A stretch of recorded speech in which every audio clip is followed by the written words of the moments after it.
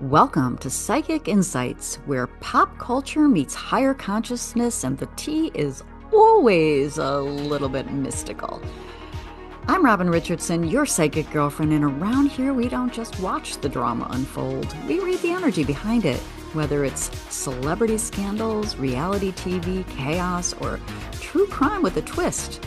I'm tuning in to bring you the intuitive scoop the headlines miss. So buckle up, because your aura's about to get entertained. Welcome back to my channel. It's Robin Richardson, your psychic girlfriend. And if you watched my last episode, we went inside the jury room in the Gerhardt Konig case.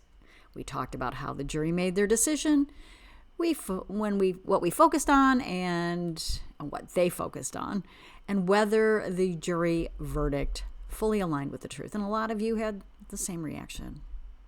It felt a little incomplete. So I wanted to go a little deeper. So if you're new to my channel, welcome. I'm Robin Richardson, your psychic girlfriend, and I examine patterns. And I pull cards from my Lenormand deck, and I also just love this true crime stuff. So I take a look at what's going on behind the scenes on an energetic pattern level. All right. So there are two things that we haven't explored, but it keeps coming into my awareness, into my mind, so I wanted to explore it. The possibility of bias and how the mention of a fair may have influenced the jury. And I'm going to say this up front. This is not about attacking the jury. It's really understanding how human perception works, especially in high-pressure situations. And also, I just think it's unconscious bias that this stuff happens, especially to women. But that's the story for another day. So just to recap, we're going to talk about it. Dr. Gerhardt Konig was originally charged with attempted murder, but the jury came back with guilty of attempted manslaughter based on extreme emotional disturbance. And in part one, we talked about how that decision may have been influenced by pressure, discussion, and the need to land somewhere as a group. But now I wanted to ask a deeper question. Was there something else influencing how this was interpreted? So you know me, I pulled my cards because I love them.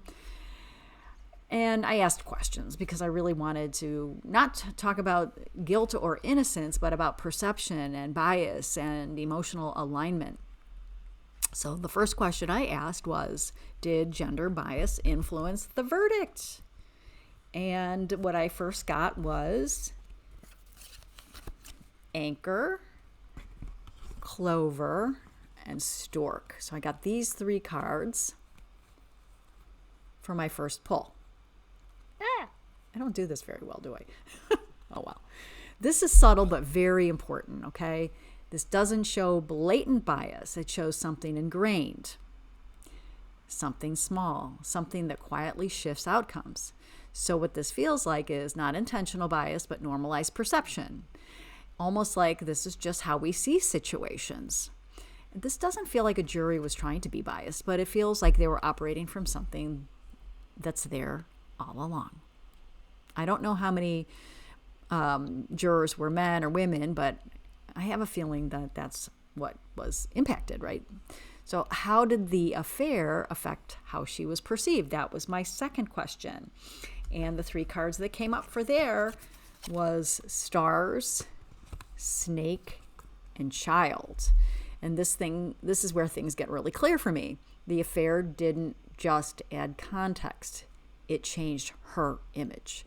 There's suspicion, mistrust, and almost a simplification of who she is. So instead of being seen as a full, complex person, she may have been seen as someone who played a role in the situation. So the affair didn't stay neutral. It shaped how she was seen, which is what the defense really wanted, right? All right. Did the jury feel more empathy for him because of that? This is a yes, but not in an obvious way, because I pulled the cross, the man, and the ring. Cross, man, and the ring. He was seen through the lens of a relationship, a husband, a man in a long-term commitment, someone carrying emotional weight. So the empathy could come from what he was going through emotionally. There's a sense that he was being seen as someone dealing with something heavy, not just someone who acted. I have thoughts about that. This is what the cards say, okay? So this is what the cards say about the juror's perspective. I would have been like, she has supposedly had this emotional affair like in, months ago, and they were in therapy about it.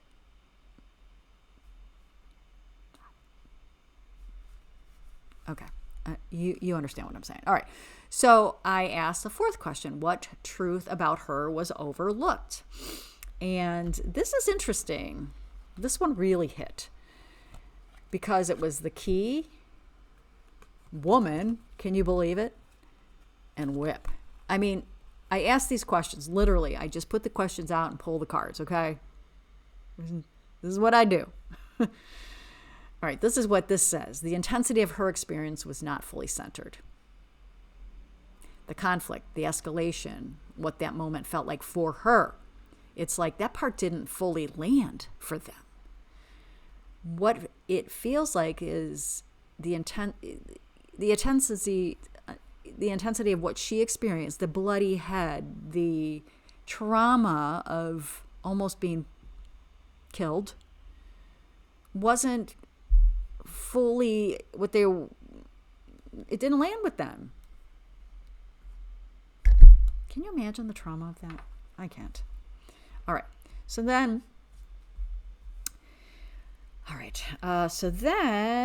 where's my other ones? Okay. So then I asked what truth about him was softened. And this is fascinating because we got the tree, the rider, and the letter. His behavior wasn't looked at in isolation. It was placed into a story, relationship, context, history, explanation. So instead of saying what happened, it became, this is part of something bigger. His actions feel like they were explained, not just evaluated. And we saw him doing a lot of body language.